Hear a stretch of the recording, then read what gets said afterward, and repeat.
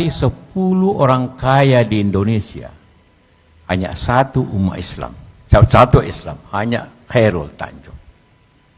Kita di Indonesia, penduduk Tionghoa itu hanya 4,5%. Tapi menguasai ekonomi lebih 50%. Jadi kekuatan jadi 10 kali lipat daripada jumlahnya.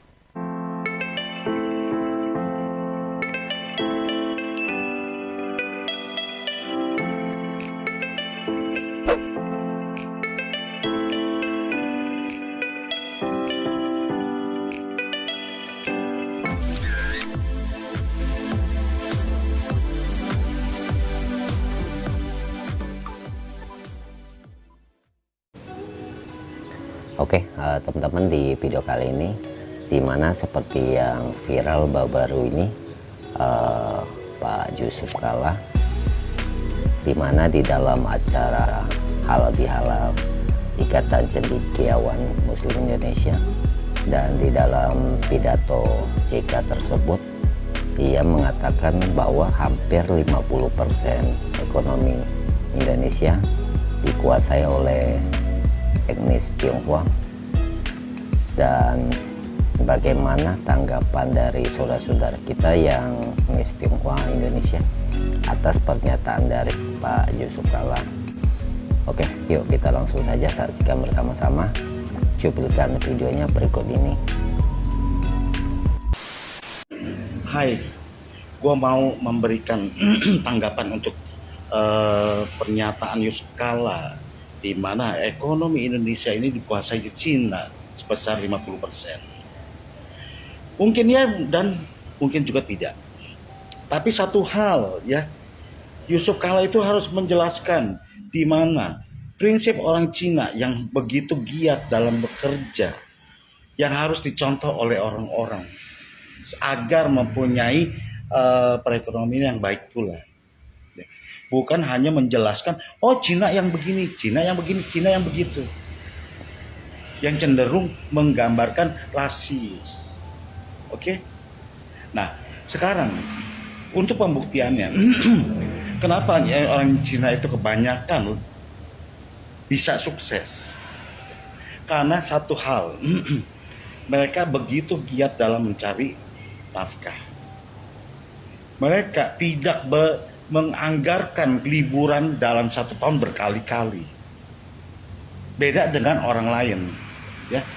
Begitu punya duit, mereka akan libur berkali-kali, bolak-balik pulang kampung, bolak-balik pulang kampung. Atau pada saat bekerja, mereka mencari alasan malas kerja dengan alasan sakit lah atau apalah.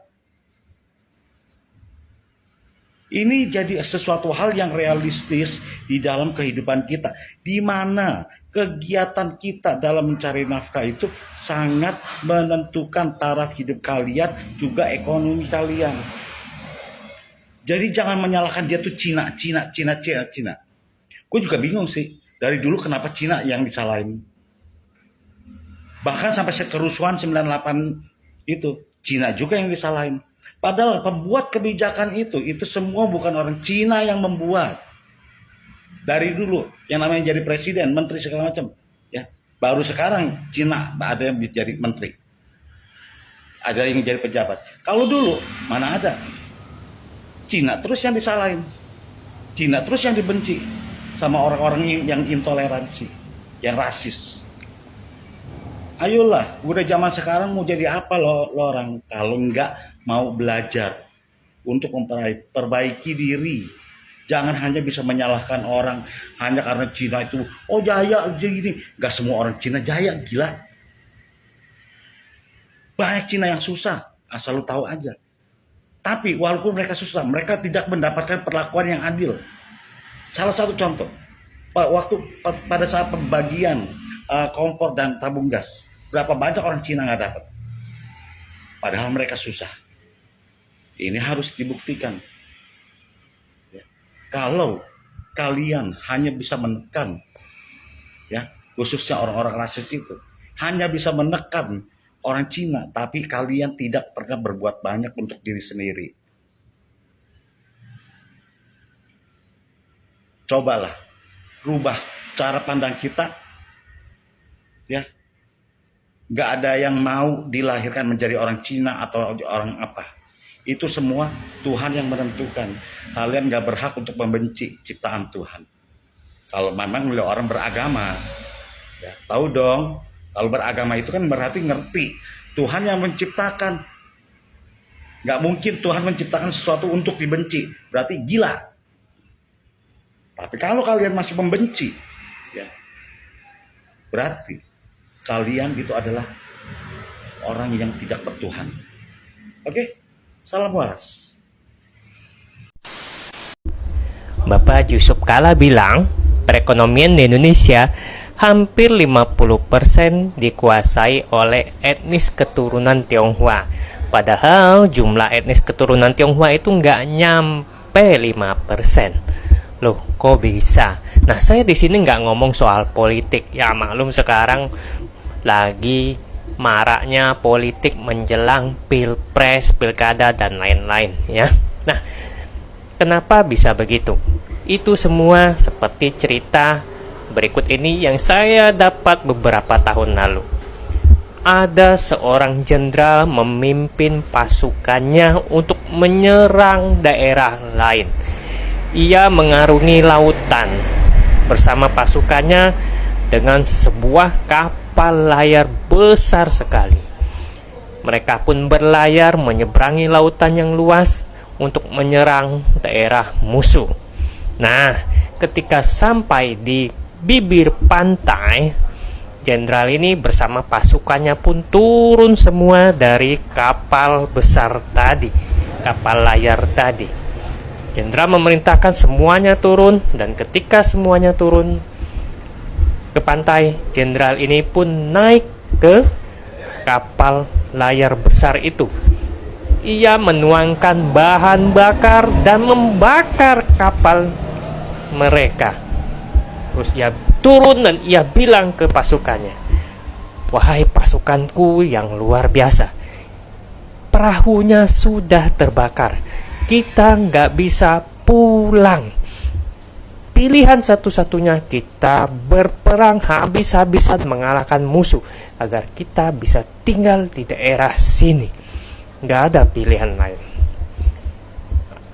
Jenderal memberi semangat pada pasukannya, dan akhirnya mereka pun bertempur menyerang musuh, dan akhirnya musuh pun berhasil dikalahkan. Apa artinya? Artinya adalah ketika kita membakar kapal kita nggak punya pilihan lain. Kita harus sukses. Kita nggak bisa lagi noleh ke kanan ke kiri mencari-cari alasan.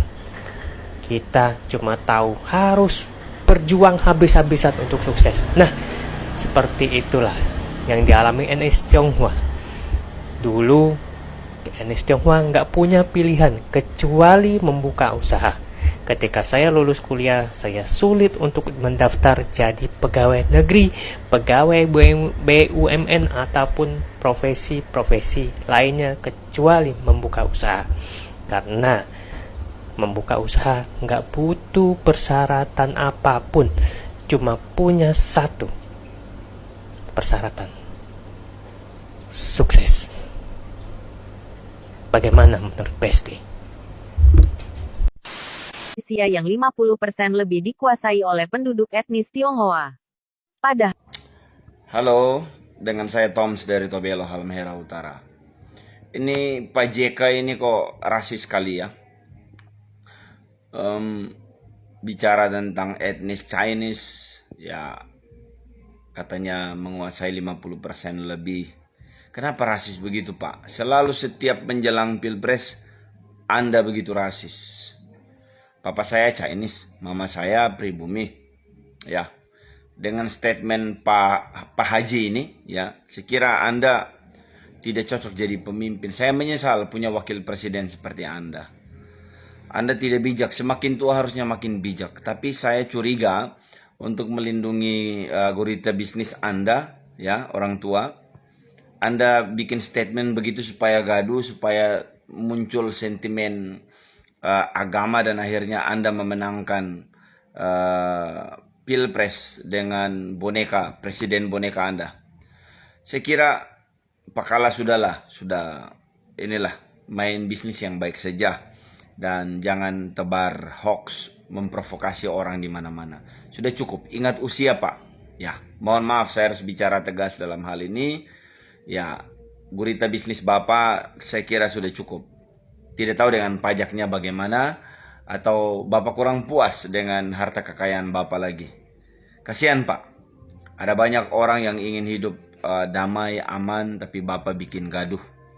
Tidak wise, udah tua, udah jadi tokoh, pernah jadi wapres 2 kali, tapi statement Bapak sangat rasis. Bapak harus mempertanggungjawabkannya. Ya. Salam dari Tobelo.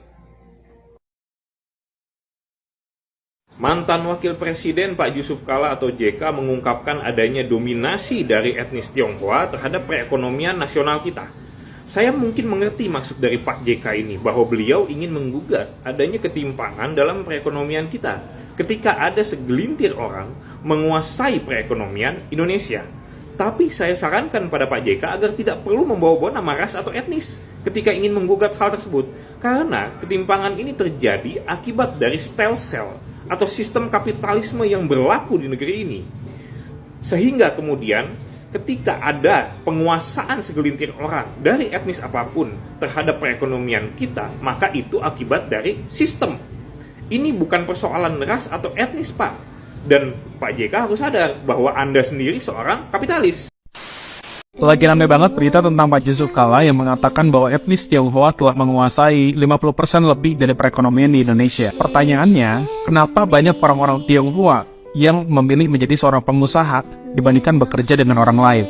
Inilah pendapat gue. Pertama, faktor sejarah. Orang-orang keturunan Tionghoa kerap menjadi sasaran kebencian rasial di negara kita, dan kebencian itu dilanggengkan bertahun-tahun oleh pemerintah sehingga membuat orang-orang keturunan Tionghoa tidak pernah merasa aman. Perasaan takut dan tidak aman karena kebencian rasial itulah yang membuat orang-orang Tionghoa lebih memilih membuka usaha sendiri alih-alih bekerja dengan orang lain. Menurut beberapa catatan sejarah, orang-orang keturunan Tionghoa ini dipersulit ketika mereka ingin mendaftar menjadi seorang pegawai negeri sipil ataupun aparatur negara lainnya. Hal pertama yang kita bisa pelajari dari mereka adalah ketika mencari pekerjaan itu sulit, maka bukalah bisnis sendiri. Faktor kedua yang membuat orang-orang Tionghoa itu banyak yang memutuskan untuk menjadi pengusaha adalah karena filosofi hidup. Orang-orang keturunan Tionghoa itu punya filosofi hidup yang menurut gue tuh keren banget, dan ini bisa menjadi pembelajaran buat kita semua. Contohnya adalah makan bubur sebelum sukses dan makan nasi setelah sukses. Maksudnya apa? Dari filosofi hidup ini, orang Tionghoa itu menekankan perlunya hidup prihatin dan sederhana ketika kita tuh belum sukses, karena ketika nanti kita sukses, toh kita bisa membeli apapun yang kita mau. Faktor ketiga adalah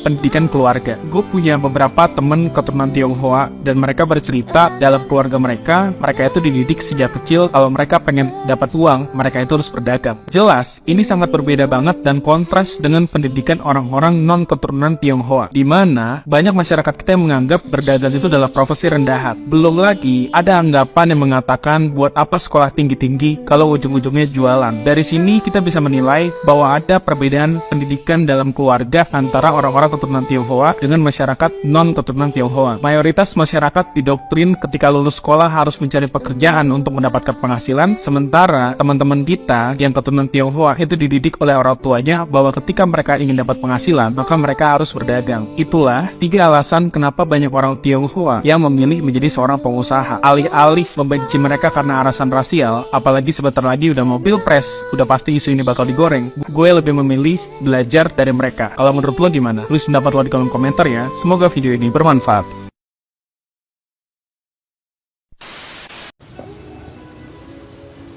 Oke, teman-teman, itu tadi barusan kita saksikan bersama ya tanggapan dari saudara-saudara kita yang etnis Tionghoa atas pernyataan kontroversial seorang Yusuf Kala, seorang tokoh nasional Indonesia sekaligus mantan wakil presiden Indonesia. Dan statement dan pernyataan beliau ini hanya akan memecah persatuan dan kesatuan Republik Indonesia. Dan gimana Indonesia mau maju ya kalau masih banyak segelintiran orang-orang yang selalu berusaha untuk mengkotak-kotakkan antar kelompok masyarakat, apalagi hal tersebut terucap dari seorang tokoh nasional Indonesia sekaligus mantan wakil presiden Indonesia, yakni Pak Yusuf Kalla. Dan ini sangat disayangkan ya. Oke, teman-teman, mungkin cukup sampai di sini dulu video kali ini, dan terima kasih sudah menonton, dan sampai jumpa lagi di video-video terbaru lainnya di LCC Reaction. Oke, akhir kata, salam Pancasila, NKRI harga mati. Bye bye.